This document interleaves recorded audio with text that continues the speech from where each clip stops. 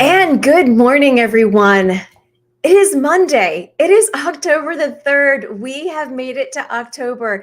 It is a beautiful day here. This is Common Sense America.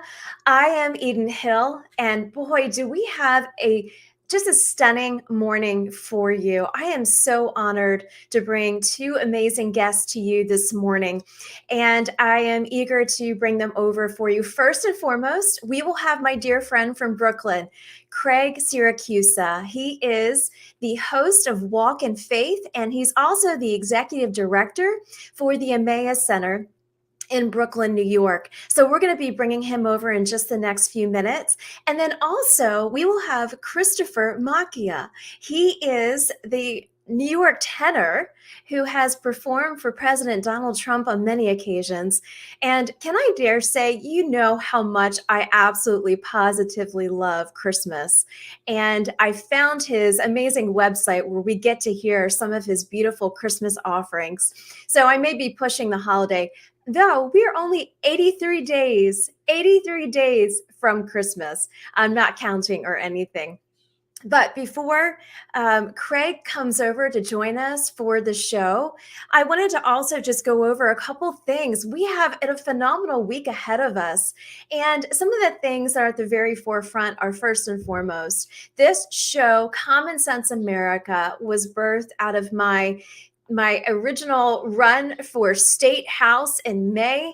I realized I have a lot to say. I realized how much I do love this country. I am patriotic. I am God-fearing. I'm all about faith, family, and our freedoms. And as you see right behind me, the American flag waves proudly. We have Rosie the Riveter in the house, and we also have honoring my father-in-law, my grandfather, and my husband's military service. For all of those who are unaware of the fact that I am a veteran spouse, I am the granddaughter and the mother-in-law of veterans. And I'm so grateful to be able to talk about those hot topics. And speaking of which, we have a lot of hot topics coming to us this week. A couple things I want to focus on. Tomorrow, we will be talking to Just the News. They have reported there is a lot of North Carolina ballot fraud.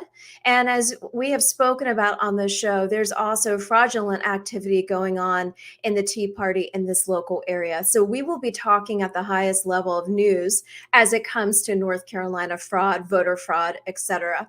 And then in addition to that, we will be bringing a speaker with Turning Point USA who will be at ECU tomorrow. So tomorrow is very much North Carolinian focused for all of those out there who are tuning in more from the local standpoint. Yes, I am here in Eastern North Carolina, but I'll tell you what, the audience, the responses, I am so grateful. I've been getting responses from friends, colleagues, friends of friends, on all social platforms, but also on Defenders Live talk radio stream. We are getting such great responses from all people all over the United States and some international. I'm really grateful for your following, your encouragement. And I'm also grateful that we celebrated a month of Common Sense America.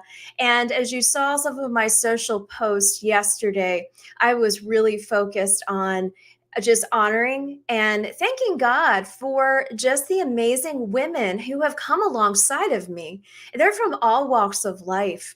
They are friends from New York, colleagues from New York, friends from DC, colleagues from DC, women of faith, authors, those who I represented in my media business, and also those who I've gotten to know because of the powerful circles that God has formed around me. And so I'm grateful for that. And I wanted to recognize all of them who came alongside of me in this past month as we head into a new month, one of my favorite months, pumpkin picking, apple pie baking, going to harvest festivals, being together with family.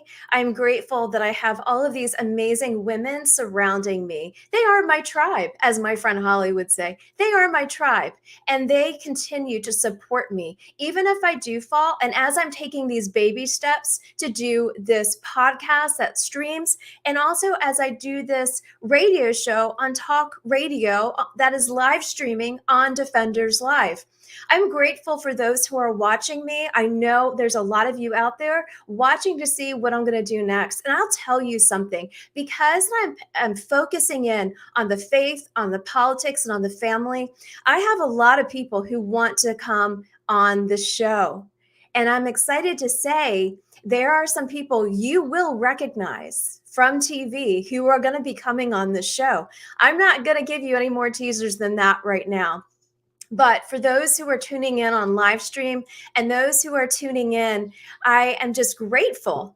So, without further ado, we're going to go straight to our first interview this morning. Like I said, we have a dear friend of mine from Brooklyn who is the executive director of the Emmaus Center, who has his own show, Walk in Faith, Craig Syracusa. I'm going to bring him right over. Thank you. Hello, my friend. Good morning. Good morning. How are you? I'm good. I'm actually in New Jersey today, and it's raining like crazy. In Jersey, huh? Okay.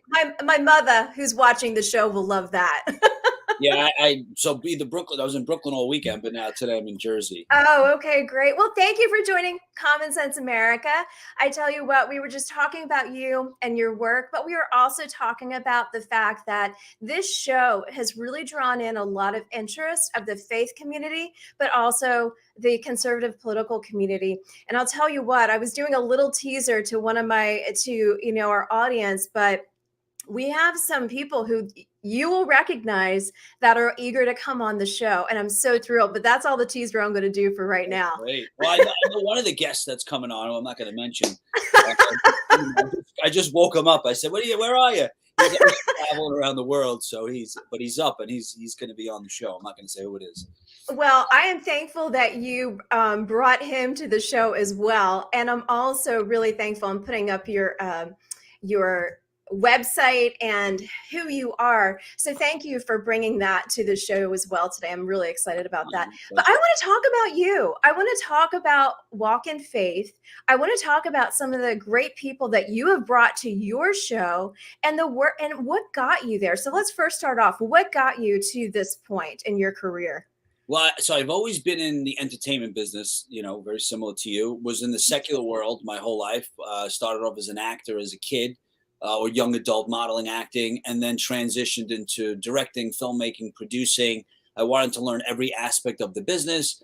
Did okay in that world, did a lot of films and documentaries and some TV shows, but there wasn't sort of this fulfillment. It wasn't until I did this documentary in Fatima. I was traveling with a bunch of youth. They were on this pilgrimage where they would meet the Pope at the time, which was Pope Francis, or Pope Benedict, I'm sorry. Mm-hmm. It was World Youth Day. So I was traveling with them. I had this experience at Fatima, which is a very sacred place in the Catholic faith. And I felt this calling, and I needed to really discover what that was. Mm-hmm. But when I went back home after other things happened during this trip, I just felt this pull and this call to just figure out what was leading me. I always had a relationship with Christ. I always went to church, but I didn't really know who Jesus was. And I went on this journey, and this journey led me to working at a Catholic TV station where, at first was a little challenging because I was working in the secular world, doing reality shows, and I was at Entertainment Tonight at the time and doing all these secular projects. So when you try to take that perspective into the world of faith, there's obstacles, of course, in every business. So there were challenges in the beginning because my resume in the secular world was amazing. People would love to work with me. But then when you transfer that to the world of faith, they're not always as accepting right away, which, was my cross. And I used to pray, and every day I'd come to work. There was a statue of Mary, and I'd pray, and I would say, and I would just think about Jesus or anyone that overcame adversity. And I said, if they could do it, why can't I? And I would think about Martin Luther King and all these heroic figures. And I'd say, they can overcome adversity. This is nothing. This is just a challenge. And I just kept pushing forward. And I knew that that's where God wanted me to be. And then everything started to unfold, and the work in the secular world started to diminish, which I was happy about. And I took all those efforts, and I always saw it as a bridge that I could get to the celebrities or the secular influencers because I had relationships, but also I worked around them and I knew how to handle them. Sure. We just always felt comfortable because we were always around them, parties and events. So I said, if I can make a bridge between the two, Mhm. I could reach people that aren't maybe interested or willing or want to watch faith-based content. So I just applied what Yes. I did in the faith-based world to the world of faith through the secular world. I'm sorry, just creating this bridge, because interviewing celebrities, I knew we would ask them questions and they would roll their eyes, and that was the tease to get you to watch. And I Mhm. said to the director or producer, I said, "Can't we just ask them inspirational questions?" Yeah. Wasn't the format. So this seed was planted 20 years ago, where I said, if I just ask celebrities about their personal story, their journey, inspiration, Mhm. whatever is going to impact them, because we all have that time when we're, listen, I know, and you know too, probably, where you're crying and you're calling out to something Yes. because things aren't Yes. coming together and Yes. you don't know where to turn and you look up, and then it all sort of comes together and you never forget that moment. So Mhm. those are the moments, the breakthrough, or that moment where of despair, where I know we all grab something. And those are the moments I try to get out of the celebrities, because nobody asks them those questions. And Mhm. I've been told hundreds, let's say 100 times, I don't exaggerate, where they said, nobody's ever asked me these questions. Nobody Mhm. listened to me. So when Right. I interview a celebrity, the movie isn't even important. I don't care about the movie. I want to know about you. Exactly. What was the emotional preparation? What led you to this? How were you impacted by this movie? Not about the movie, always about, because the celebrity, the influencer sits there saying, what about me? What about my journey, my story? They want to tell that story, and that's what I offer, Mhm. a platform. Well, and that's what I have loved about watching some of your shows. And you just gave that a perfect example. I'm going to name drop here for a second, but you had Father Stu, you had Mark Wahlberg on, you had Kirk Cameron with his new, family movie, all about, what was it, foster or adoption? Yeah.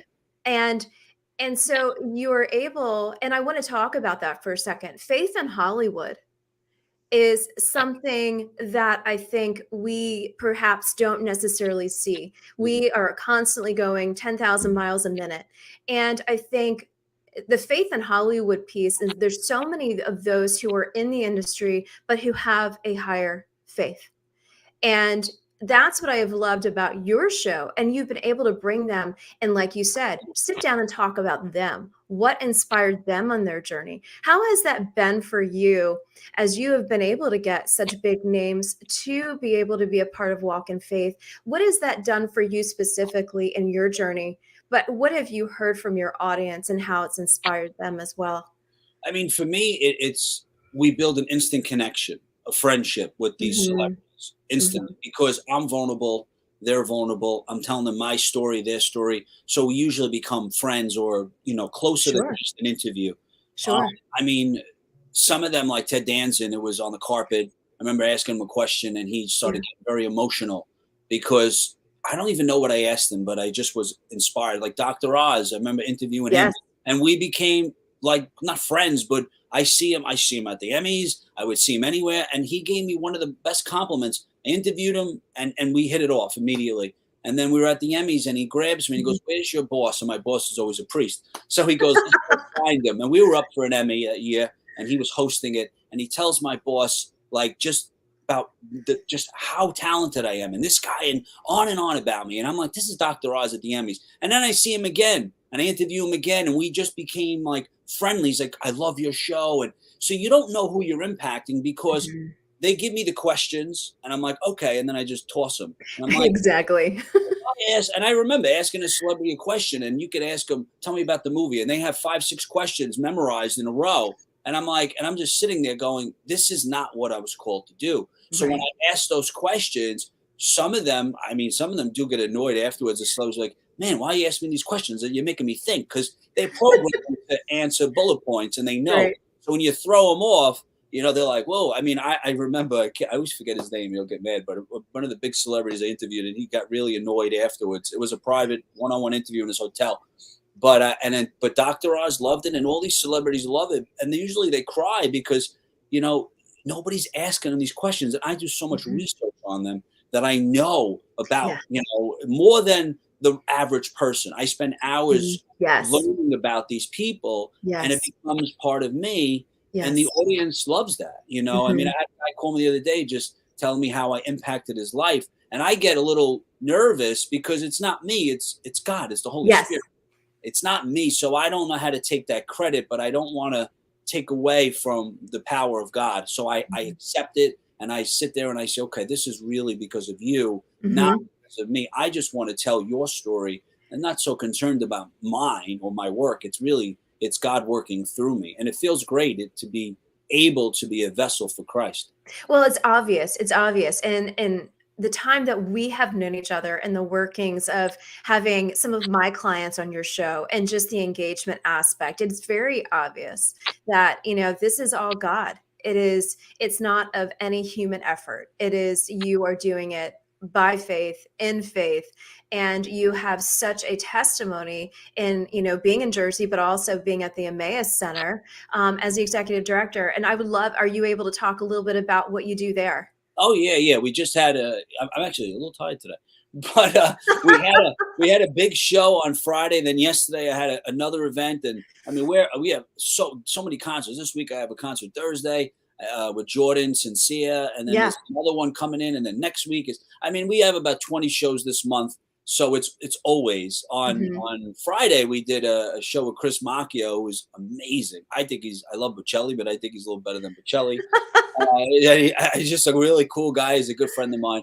So I definitely, we have a contract, so I make 20% off him. So of course I'm going to promote him. But he's wonderful. So we did a show, and Monsignor Jamie and I were sort of given the task of building this company up. And Monsignor Jamie is I call him my partner, my boss. I don't want to call him my boss because he does yell at me a lot, but he's my partner, let's say, in this company. We built a not-for-profit for the Diocese of Brooklyn. We're building a cultural center in Brooklyn, in Williamsburg, Hmm. and we're creating faith-based events, but as well Hmm. as secular, because the secular is what we want how to bring the people in the Yes. building, candlelight concerts, nothing that goes against our belief system, but a way of getting the people in the building. And then there's a church in the building, and I really believe and feel that the power of the Holy Spirit will work through them Mm. because it's in the building. So we host events. We're building this company up from nothing. The Hmm. Opera House is really, it was built in the 1800s. I mean, Hmm. I'm going to see Zach Williams in November. I'm chasing after everybody, trying to get them to play at this venue. And it is amazing space. So we're building that up with the hopes of bringing people to Christ through arts, through culture, through Yes. movies, through Yes. everything, faith-based. Walk in Faith. We filmed there. We film cooking shows, and we Hmm. have books coming out. But it's just him and I, and we're building this up from scratch. Hmm. And we started building during COVID. But the Emmaus Center in Brooklyn, I think in 10 years from now, Hmm. we will be the way the secular world says MSG. Like I'm Hmm. out to play at the Emmaus Center. Yeah. Well, as you say that, in all of my years on Capitol Hill, I had served under Senator Santorum's team, and he was so focused on lifting the good, the true, and the beautiful, and really working in the faith space to say, you know what, Hollywood, you musicians, you can actually shape the hearts and minds of young people and individuals more so than any presidential speech, any Senate speech, and any bill. And we did a lot of that with the faith-based office for George W. Bush. And a lot of that has impacted me in my journeys and all of my different footsteps. But I sit here and say, you at the Emmaus Center, and what you're doing is you are a shining city on a hill. You are bringing the love of Christ to the city, to a very dark city who's recovering from COVID, to a increased homeless Mm-hmm. population. It is, I think increased by 10,000.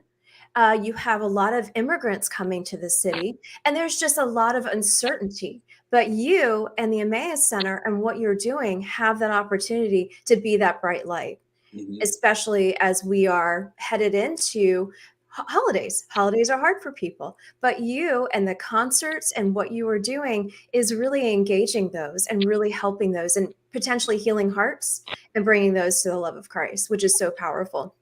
The other day I did an interview, and you mentioned to me how you were doing interviews and you just get to the very heart of things. You don't go by the script. I did an interview the other day with a female counterterrorism expert, and she said to me at the end of the interview on broadcast, "You make me become unhinged." She said, I am so used to scripts, but I am able to open up with you on your show like I've never opened up with anybody before. And I felt very, I was honored to hear that, but even more so now that you have confirmed in that as we continue to go down these paths of ministering to people, of talking about what's important on our faith, family, and our freedoms, but also what we bring to the table is just so powerful. And yesterday morning, I feel as though God confirmed all that for me. I woke up 7 a.m., went out to go for a walk, and there was a full rainbow over our house. It was stunning. It was absolutely stunning. And it's like God's hope, God's mercies are new every morning, which I'm so grateful. But also, I want to talk about, with a few minutes left, because I know you have to leave right at about 9:25, 9:30. I don't want to take too much more of your time, but tell us about some of the upcoming interviews that you can tease us and talk to us about. And what are some concerts we can be looking for if we are headed to the city for holidays and affairs? Yeah, I mean, so concerts. Well, Chris Macchio, we just booked some of the Beach Boys. There's oh God, who's going to get me? There's a whole lineup we have for December 13th. It's seriously like this month I have 20 events. So it's like Peebo Bryson. I know we have him. Oh, wow. Yeah, we have him on December 13th. There's a big show. We might do 2 nights, but as of now, it's just 1 night. We have Mike Donaghy on the 13th of October from, I think it was 10th Avenue North. We have, oh my God, there's so many shows. I was with my wife today. She's like, you got to hire an assistant. I'm like, all right, I'll hire you. She wants me to hire a sister. So she's like, all right, I'll hire your assistant, be my assistant, because I can't memorize everything. But we have so many shows at the Opera House. We have a lot of screenings coming in. We do candlelight concerts, which are amazing. We have about 8 of those between now and Christmas. We have so many events that come our way at the Opera House. And the best thing, to your point, is at the end of the show on Friday, we offer a blessing. Yeah. Like, I've been to 1,000 shows, and of course, Christian faith-based shows do that. But when you go to a secular MSG, nobody's praying over you. There's nobody there to talk and minister. Right. So that's what makes these events so dynamic, but so important. It's not just a show. It's not a place to go and experience. It's really, it's more than just that. So, but we have a lot. In terms of interviews, I have a lot of interviews lined up. I don't like to give away too much till they're fully. No, don't. We filmed a lot during this year. There's one that, to your point earlier, we interviewed a man he met with the Pope about 2 weeks ago, and they're creating this new sort of a venture where all of the largest influences in the world, from Bocelli to Denzel Washington, met with the Pope. I was trying to find my way in, but it was too short. It was too last minute. They met with the Pope, and they're putting together this initiative to change culture. And it was the biggest of the biggest from all over the world. I met with them a few weeks ago. We interviewed them, and we're trying to work on something together to bring that to the United States. But like I said, it was the biggest stars that I've read. When I read that list, they all met with the Pope. It's Google it and see it. But we interviewed them. You know, I have a couple of big CEOs, a couple of big celebrities in California I'm supposed to meet with. But I do get a lot of requests. But, you know, it's juggling. It gets to be challenging to try to handle 3 different companies or business at the same time. My production company, which we work all the time. Right. Shoot today in a little while.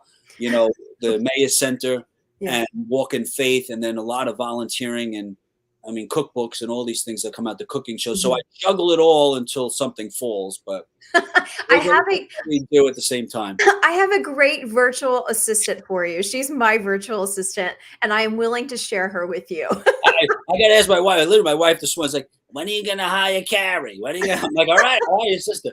I don't like to relinquish control, so she's yelling at me. Hire my sister already. I'm like, all right, I'll hire your sister.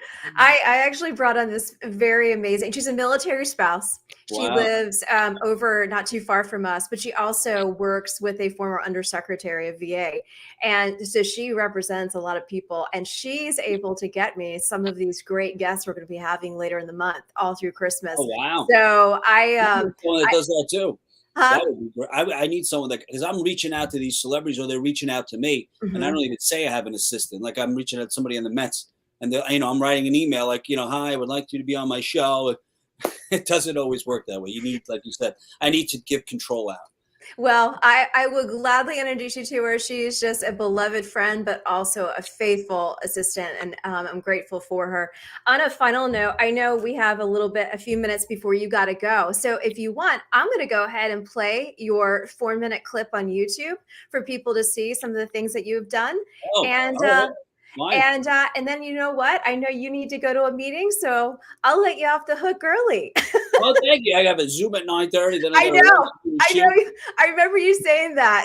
so Well, so thank you. I will let you off the hook, and thanks for bringing our next guest over at 9:30, and many blessings to you. I look forward to seeing you soon. Thank you. God bless. Take care. You too. Bye-bye. Bye-bye.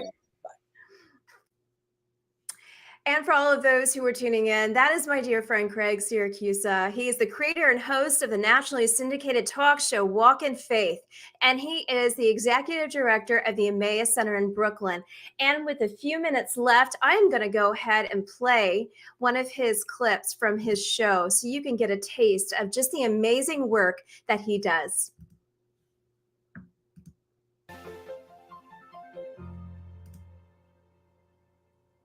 Hey, it's Craig Syracusa, and welcome to another episode of Walk in Faith, the show where we go beyond the image and we discover who our guests really are. You might know them from TV, the big screen, or even the world of sports, but do we really know who they are as a person? Do we know what motivates them? Do we know what inspires them? Well, that's what we're here to find out. On today's episode, I had the opportunity to talk with actor Sam Worthington, Mario Lopez, Dr. Oz, as well as award-winning producer Devon Franklin. When I was reading your book, I was like, the amount of knowledge and experience that you have at such a young age is really, it's amazing. Thank you. Like that book should be on the summer reading list for all teenagers and even young adults. I learned a lot just by reading it, especially about fear. Or are you afraid of anything, and how did you overcome it? I'm afraid of heights. I think pushing yourself is really important and key. Especially with heights. Like that's one that I'm sort of afraid of. I did go skydiving to overcome it. You did? Yeah. What? Twice. No. If I go up high in a building, I'm like nervous, so I went skydiving. I want to just tell you something personal. When I read the book, it completely sort of put my life in perspective. How cool is that? It's funny. I told my priest that, and he said, "There's no way that," and I swear there was so many scenes in that book that literally put my life in perspective. It's a human story. It's my story, and all I was trying to do is tell a real story for my kids. When your wife was diagnosed with leukemia, did that affect your faith at all? It really did affect my faith. I mean, I get choked up about it. But her getting diagnosed, I mean, it was just like, it was probably the biggest blow I've ever took. I always thought, like, oh, I got this amazing life. I traveled all over. And then, like, just having conversations with you, I'm like, oh, my life is boring. Like I said, the more you travel, the more you realize there are places you haven't been. It's amazing. Because you got small towns everywhere. You know, you meet someone, you say, oh, yeah, I was here. They go, oh, man, you were there? Did you go to that little, oh, I didn't go there. Oh, you got to see that. And there's always some waterfall, some mountain, some You're going to be the coolest, like, church. Old grandpa just telling your grandkids. I hope so. I hope so. Like, I mean, I think half the time they're not going to believe me. Did this film inspire you as a person, or has it changed you or brought you closer to your faith or I think it to your family? calmed me down. I think it made me realize you don't have to be ashamed to say that you believe in God. I think that's unfortunately sometimes in this world it's a bit taboo. What is the one thing, if there's, say, the kids here, or there's anyone out there that's sort of struggling with their faith or identity, what would you say to them? I would just say always go back to the cross. I feel like that's what it's always been about, is just understanding how much we needed a savior, and understanding that without God, like, we can't do anything. How would you define sin? And have you ever been, I know you worked in Hollywood, have you ever been in a situation where you had to make decisions that went against your belief system? Yeah, I define sin as, an offense against God, an offense against what he's called us to do and who he's called us to be. So for me being in Hollywood, I love this question, because so many people think that just because it's Hollywood, that the walk I've had to walk is different. Not so. You could be in ministry and you still have the same temptations in ministry that you have in Hollywood, because this temptation comes from your desire. Have you ever doubted your faith? I know you had a traumatic, time in your life when your cousin passed.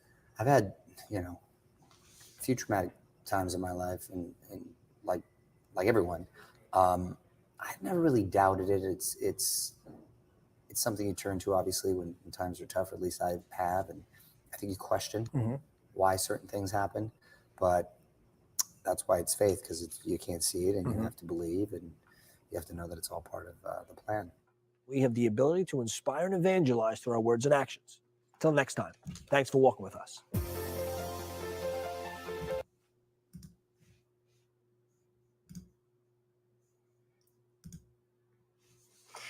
And for all of those, thank you so much for tuning in. This is Common Sense America. I am Eden Hill, and it is about 9:29 a.m. Eastern Time. We are on Defenders Live Talk Radio, and we are streaming currently on Facebook, Instagram, LinkedIn, and also I went ahead and did a YouTube channel. So for all of those who are checking this out, go to Eden Gord Media and also Common Sense America. I am so glad to be here with you. And I am so thankful that we had Craig come over and join us for a few minutes this morning. He does truly have a very powerful show called Walk in Faith. I've been honored to put many of my clients on his show, both in Brooklyn and also virtual. So if you will, make sure you tune in, follow him on social media. He's on Instagram and Facebook, and also, as you saw on YouTube, follow him because he does, like he said, have many great shows coming up that are coming for the holiday season. And also on that note, we are going to be focusing a lot more on the upcoming holidays. For many of you out there who do like this show and who have been following this show, we are grateful, and we're going to be doing a lot of different fun activities that focus on the holiday season, both the harvest season and then going into the holiday and the Christmas season. And so with that, we're going to be doing some book giveaways. We're going to be having many great authors come to the show and talk about their books. And then we're also going to have some Hollywood actresses and actors come to the show to talk about their walk of faith, and not taking away from Craig's show by any means. But this show is about God, family, and country. And some of the stories that are coming off of Great American Community that's the new app that I recommended that you check out, is really centered on God, faith, family, and community. And I love how Bill Abbott and his team at Great American Community are truly focused on family friendly and lifting the good, the true, and the beautiful. So we are grateful for these opportunities as I head into my second month of Common Sense America. I also wanted just to throw a couple tidbits at you. Yes, we are headed into midterm elections, and my calendar is 35 days out until the midterms. So if you have not done so yet, go to your Board of Elections website for whatever state you're in, type in your name, address, and basically what they'll do is they will provide you a downloadable opportunity to see who is running in your area. Make sure you educate yourself on who is running for Senate, for your members of Congress, for your state house, for your local officials. It all makes an impact. On Saturday, I went out door knocking with one of our local candidates representing the North Carolina GOP and also representing my friend who is running for county commissioner in Onslow County. And I'll tell you what, people are concerned about what is sitting in the White House currently. The dictator in chief is what I will call him. And what we are looking for is a president. And I will tell you what, that presidential leadership is in Florida right now on the ground, interfacing with his constituents, making sure they have a roof over their head, clothes on their back, and food in their mouths. So think about that when you go to vote in November. Like I said, we have 35 days left. You don't have any excuses because I'm giving you the warning now and I'm giving you your homework. Go educate yourself. Also on Wednesday, I will be speaking to some of our local school students about the vote, about getting out the vote, about understanding what your civic duty is. So if I can talk to a bunch of teenagers who will listen, surely you can listen. Surely you can educate yourself on who you need to be voting for. And surely you can activate and go and get out the vote, whether it's door knocking with a candidate, whether it is handing out information on the candidates running, or whether it's talking to your community or your neighborhood about what are the issues and what's going to be facing them. I say to this that the isolation aspects of COVID are done. No more excuses. It is time to get off your tuchuses and get out and vote. It is time now. So, on that note, I have an amazing honor to bring over Chris Macchio. He is friends of Craig, and he also, as you heard Craig say early in the first segment, they work together. Chris is a New York tenor, and he has performed for President Donald J. Trump. So I'm excited to bring him over. Stand by as we bring him over. Chris, are you there? Yes. How are you, For some sir? reason, I don't see that little light that indicates that the camera's on. I don't know why. Yeah, I'm on all Firefox. But all I hear is your amazing voice, and I see a little oh circle boy. spinning in the middle. Yeah. Yeah, I don't know what that's about because it says stop cam, which would indicate that there's a cam that's been started. So I don't know what the deal is. Well, I'll tell you what. We can just do it like this for this segment because we okay. only have about 20 minutes left. But I'll tell you what. I was looking at your site this morning and I was playing some of your Christmas music, and I'm thinking, I want you back for Christmas. Oh my God. Oh wait, I think I fixed it. Hold on. Okay. There we go. Yes, there you are. There I am. You look It was good. set up like I used to have a StreamYard account, and so there was like this like external camera that was still embedded in the software as being the source. So now it's good. Now it's the FaceTime camera. Oh my goodness. Where are you based out of right now? I'm in Manhattan right now. Okay, you're in the city. Okay. Yeah. Okay. Yeah. Well, it's so nice to meet you. Where are you? Where are you, by the way? I am down by Camp Lejeune, North Carolina. My husband is retired military, but I lived in the city for a long time. The city is my second home. Oh wow. Okay. Yeah. Camp Lejeune. Well, that's been in the news lately. Oh, no kidding. No kidding. I can't imagine why. I can't imagine. My father-in-law was a Marine. He passed a couple years ago, and my husband is Army. So my husband retired out of Fort Bragg. Yeah. Yeah. So, oh my God, okay. Yeah. But I am wanting to talk about you, Mr. New York tenor. My gosh. Absolutely. Well, it's been an interesting, few years. I could say that. Well, let's talk about what you've been doing over the past couple years. Every time I talk to Craig, he's like, you got to meet Chris. You got to meet Chris. And I think he's with Trump right now. He's usually with Trump somewhere. And I'm sitting here thinking, oh my God. Well, I met Donald, I guess it was 2014 to 2015 New Year's Eve, and Elton John had canceled for his New Year's Eve. He always has a band, but then there's some kind of headliner, and so at the last minute they got me, and somebody that they do business with had suggested me, and Donald was like, okay, you got some kid that can sing, bring him down, no problem. And I went down there, and it was fantastic. It was everything that they do, politics aside, this is something, by the way, that you can remind people. Before Donald got into politics, all of these celebrities would trip over themselves to try to attend Trump events and to, be seen at Trump properties because they were understood to be the very best, represent excellence and the finest in luxury and everything that Donald, he had the Midas touch, when it came to those kind of things. So it's, it's just funny how all of a sudden people have those goldfish memories. It's like, they forget. They really do forget. And, what are you going to do? But Donald doesn't forget. He doesn't forget anything. No, he doesn't. He doesn't. He remembers every time Hillary begged him for tickets to this event or that event.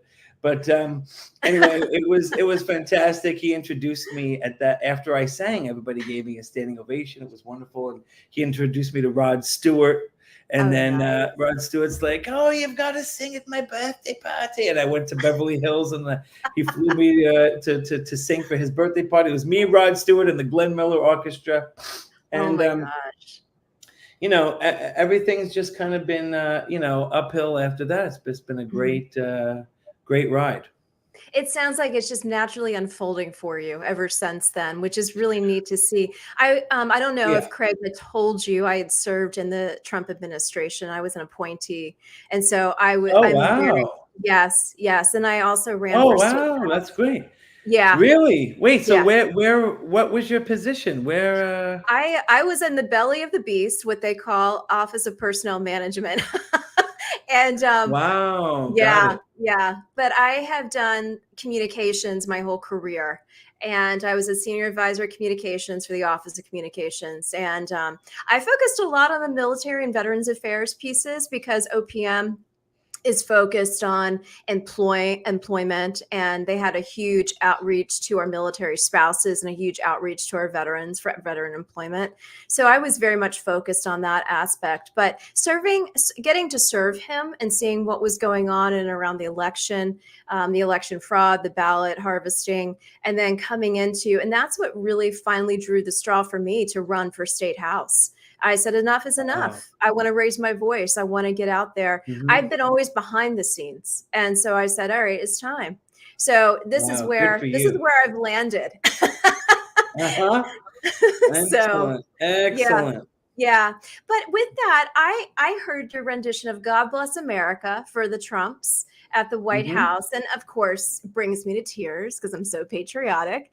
I would love to be able to, for the show, play that every once in a while. If there's access that I can have your approval to that. Oh, yeah, absolutely. If you can, if you haven't already, I can try to download that from the, and then give you like a playable copy of that. But absolutely. I would love that, because this show, as Craig, I've shared with Craig, it's all about God, family, faith, and country. And most of the mornings I do rants and I talk about, how many days we have left until election. I do rants on the dictator in chief. I do like rants Dennis Miller stuff. I don't want to go on a rant here. I do. I took my radio show back up to Pennsylvania, where my family lives, over the summer. And where in Pennsylvania? Chester County, not Chester County, Amish country. Right next to Lancaster County. I was just going to say, I know I'm familiar with Lancaster. So, okay. It's like next door to there. Got it. Yeah. Right next door to there. But it was hot enough. I had the windows up in one of the rooms I was using. And my father was like, okay, your rants. He was like, I know you love Rush, but he was never that loud. You have got to tone it down. People are saying things in the neighborhood. That's how loud you are. But that's how fired up I get about my freedoms. That's how fired up we need to be with these midterm elections. That's how fired up we need to be with what is going to happen in 2024. I'm sick of looking at the dictator in chief trying to do all these things when in reality we need a presidential leader. And I see two in Florida. I see DeSantis and I see Trump. I know. Well, definitely I would say we're going to, I'm hoping that we have 2 more years of 45. 4 more years of 45. And then, other people will have their chance to lead. And I definitely think that from a policy standpoint, they're exactly on the same page. Slightly different styles. But I think that somebody like Donald could set up somebody like Ron extremely well. Hopefully that'll be the progression of things, and we can just hope and pray. It's really I know people try to focus on some of the more inflammatory aspects of things, but at the end of the day, the world that I grew up in. People across the political spectrum, they shared a certain set of core values.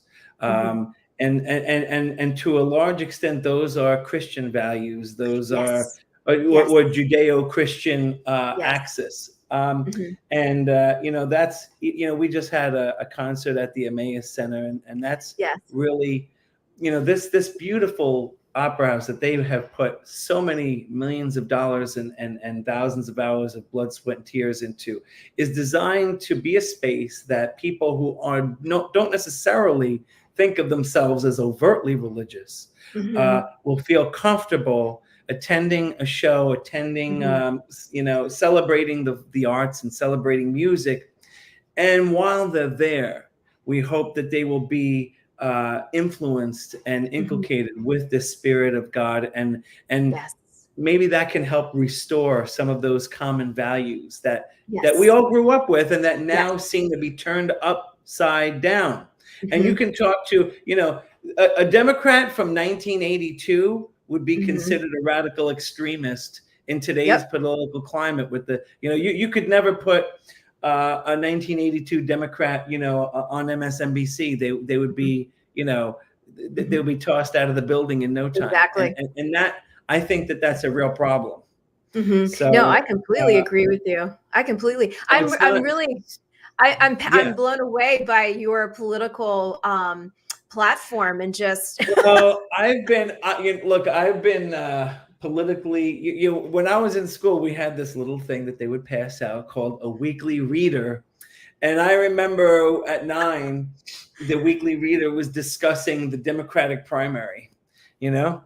And I remember thinking just intuitively as a kid, I'm like, oh my God, I don't think I'd vote for any of these guys. This was the Democratic primary. But you know, what's funny is that today I'd almost vote for any of them compared to the platform that the, you know, that party is espousing right now. You know, so I think we need to get back. It's okay to be a Democrat, but can you at least be a Democrat who actually stands for what Democrats had traditionally stood for, which is freedom of speech? Whatever happened to freedom of speech, meaning exactly that? Whatever happened to the ACLU defending people across the political spectrum? If you believe in freedom of speech, so that's not a partisan thing. That is a observing the Constitution and saying, because I believe, I do believe you should be able to articulate your values as liberal as they may be. And nobody should silence you. No one should censor you. I don't believe in censoring anybody on the left, just like I hope they wouldn't believe that, you know, anyone on the right should be censored. And so those core values, you know, are things that we can all latch onto and come together on. And so, you know, and that is really, really critical, because right now up is down and down is up. Exactly. The right will be wrong and the wrong will be right. Exactly. Yeah. I mean, I hate to, it's like, and you know, the Bible does mention like some of this stuff, and yes, it starts to get scary. Yes, it does. Because, you know, I'm not ready for the rapture or whatever it is. You know what I mean? Like, can we just bring back some civility, you know, before, before things get too far gone? That's all I'm talking about. No, I agree with you. Well, let's talk a little bit about your music though. I was listening, like I said, I would love to have you come back if you are not too busy for the Christmas holiday. I was listening to your beautiful Christmas music. And for anybody who knows me, like Craig, like a lot of my friends in New York, New Jersey, Pennsylvania, they know I go all out. October 31st, the Christmas trees go up. That's how serious I am. You're around one of here. those. I'm one of those. And I was listening to your music and I'm like, I'm going to be playing this from now until December 26th. And my husband is just as bad. We will do Halloween for the kids, but we do Holo Christmas. So we decorate for Christmas, and it confuses the heck out of the kids. Wow. Are you related to Tim Burton? Okay. Yeah. For those of you who might not know, that's a Nightmare Before Christmas reference where they go Halloween and Christmas are kind of mishmashed. Oh yeah. No, definitely not. But it goes along those lines. But anyway, I get tell me about like your upcoming a concert. Skeleton dressed like Santa Claus. What's going on? Oh, trust me, I have enough Christmas decorations to fill at least 2 to 3 houses. I mean, oh wow. I just go all out. I get it. I like it. Oh, thanks. But when do you have some concerts that we could be watching you? Virtual concerts, in person? Well, what do you have going on? I've got a couple of shows. So on October 7th, this Friday, I'll be at La Piazza in Merrick. We're doing a fundraiser, and so it's like a little Columbus gala / fundraiser. Oh, nice. And we're raising money, you know, for to help kids pay for parochial education, you know, so they can really be drawn closer to their faith and so forth. Then on October 15th, I'm one of the 3 New York tenors. And so we have a wonderful show planned at a theater in Port Washington. God, I always forget the name of it. But it's a theater in Port Washington, and that is on Saturday the 15th. It's at the Gene Rimsky Theater at the Landmark in Port Washington. People can go on the NewYorkTenors.com to get tickets for that. And I will also be, down Fifth Avenue on the Columbus Day Parade. Fabulous! On one or two of the floats. So I encourage people to look out for me there as well. And then, of course, as Craig might have alluded to, we have a really great Christmas show planned for December 13th. And we really, I tried to cover all the bases. And as far as demographics. So I've got something for the older generation. I've got Al Jardine from the original member of the Beach Boys, founding member of the Beach Boys. So he'll be with us. And then for the people that are around our age, I have Peebo Bryson, who won the Grammy Awards for Beauty and the Beast with Celine Dion, and A Whole New World with Regina Bell, Aladdin. And then for the younger kids, we've got Haley Reinhart, who came in third on American Idol and is famous for American postmodern jukebox. And she's got a lot of social media followers. So we're trying to build up the social media of the Emmaus Center. In fact, it's been open, this place, this wonderful opera house I mentioned, about a year. We only had like 50 likes and followers, on the social media. So thank God, Craig and I have been working hard over the last couple of weeks, and just after the show that we did on Saturday night, we doubled the social media. Now it's like 100 and something likes and 100 and something followers. Fabulous. So on a percentage basis, it's a little nice bump, but we really need that to be in the thousands, and in the many thousands. I want to see 2.5K, 25K, 250K. That's what I want to see. Orders of magnitude at growth. So, but we have to start somewhere. And, that's the religious aspect. It has to, for some people, it needs to come, second. In other words, not priority wise, but in terms of chronologically. It's like you find something appealing. I think even for a lot of people on an evangelical basis, like they loved hearing Jesus speak, and they loved hearing the stories, the allegories that he would tell when he gave his sermons.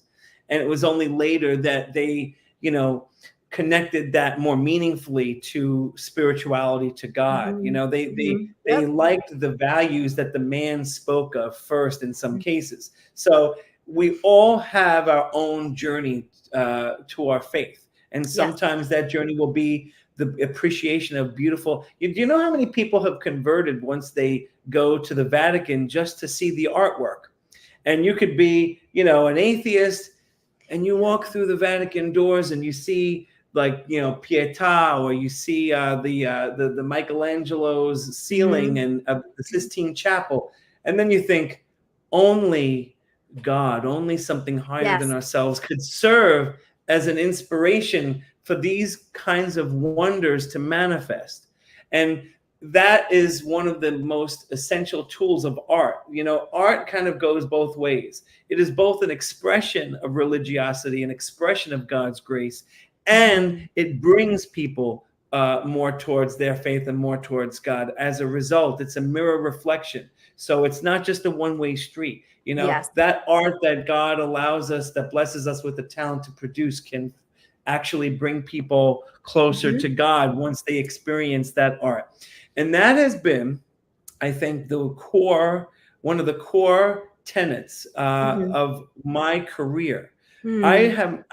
I went to music school. The only reason that I do this, I discovered my voice in chorus, not to get into the long story, but I only took chorus for a graduation requirement, and the teacher asked each of us to sing one day by ourselves. And I was scared to death to sing by myself. I had stage fright. I could sing with 100 other people, but not by myself. So I told him, no, throw me out, fail me. I'm not doing it. So he waited until everybody left, and he had me sing so we could, know where to put me. I sang for him, and he goes, "Oh my God, I can't believe it. You have a gift from God, blah, blah, blah." I said, "Keep it a secret. I don't want to sing for anybody." He said, "No, you have to."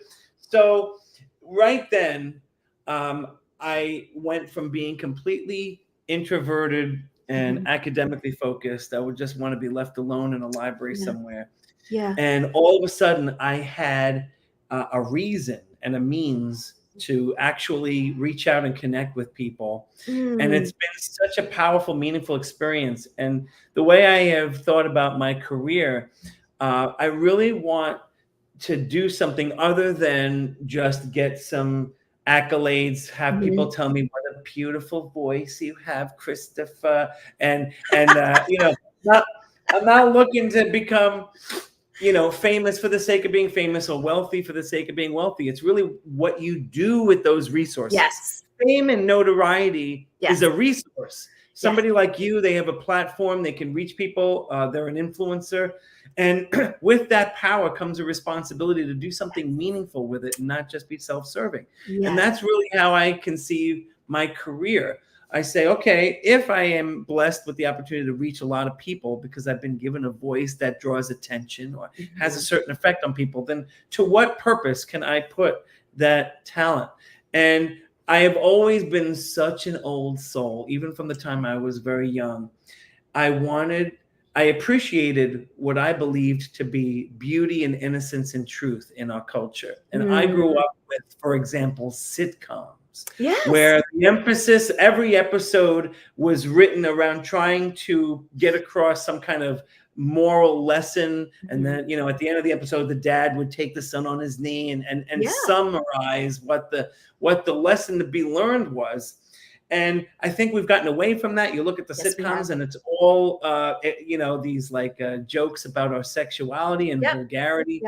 And so I have really committed myself, my life and my career to pushing back against that vulgarity, against the coarsening of our culture, and to try to put material out there that is elevating, that celebrates the beauty of the human spirit rather than the lowest common denominator elements. And I think if we can all, you know, agree that, again, regardless of one's particular persuasions on politics or whatever, that just kindness and love and refinement, you know, a more refined sensibility and elevated, you know, the classical music is the foundation for that. And then it kind of sprinkles into all the other genres of music. Similar to the way ballet informs all different kinds of dance. You have ballet as the most refined, you know, elevated way to move. And then even jazz and tap, you know, can incorporate elements of that, you know, as opposed to just moving with some kind of vulgar sexual, you know, kind of state of mind being conveyed. So that's really what my mission is. And I'm just so fortunate to be a part of the Emmaus Center, where we can put productions that are in keeping with that ethos. And it's in the furtherance of my mission, in the furtherance of the diocese's mission. And even when I do, you know, most of my shows, of course, are in secular environments or in universities or performing arts centers, Carnegie Hall, Lincoln Center, the White House on occasion. You know, regardless of where the venue is, I've even been privileged. I'm being featured in a movie about our mother Cabrini, starring John Lithgow and Oscar winner Giancarlo Giannini from the Fellini movies in Italy back in the day. Oh, wow. We've got a star-studded cast. There's like 10 Oscar nominations between the cast. Oh, that's fabulous. And this is coming out in the springtime, and I'm featured singing in this Cabrini movie. And this is just one more example of how, you know, art and some greater purpose, you know, can intersect to great effect. And so so on December 13th, I've got this wonderful Christmas show that I'm so excited to invite people to. And of course, I encourage them to hit the theaters in the springtime to see this wonderful movie. It's still untitled. It's just called Untitled Cabrini Movie. So the final title will be hopefully settled upon in the next few weeks so we can start promoting this movie properly. And it's going to be fantastic. I'm even collaborating with the Museum of the Bible in Washington, D.C. Oh, that's fabulous. Oh my gosh. To put an exhibit where we have actual physical relics of Mother Cabrini to accompany some of the VIP black tie, red carpet screenings of the film in the That's spring. wonderful. So we're That's trying to wonderful. really make this as big and impactful an experience for all concerned as possible. So I'm Oh. really privileged to be a part of that. Oh, no. Well, I will tell you this. As I was sharing with Craig earlier, I had served on Senator Santorum's team years ago, and he was all about lifting the good, the true, and the beautiful. And we did it through the President Bush's faith-based office. We would bring Christian artists, Hollywood artists to Washington.